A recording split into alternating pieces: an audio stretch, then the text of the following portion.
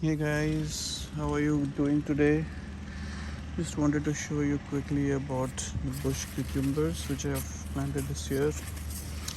Now, as you can see, there's a lot of yield, like such a small plant. This is basically in a pot here, a plastic pot. And if you just look at the yield, it's like mind blowing. So many of them. I need to harvest a few today. This is I think almost done. So I will take this off. This is kind of a pickling variety, but if you see, it's loaded with so many of these all around.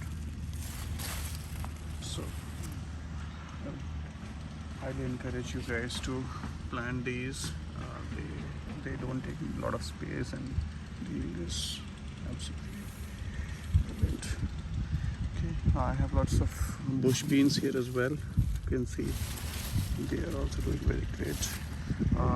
Japanese beetle have been a problem. I did spray neem oil, but the damage has already been done.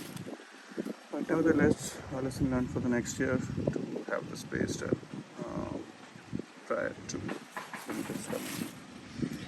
Okay, check out the other videos in my YouTube channel and let me know if you have any questions. See you. Take care. Bye.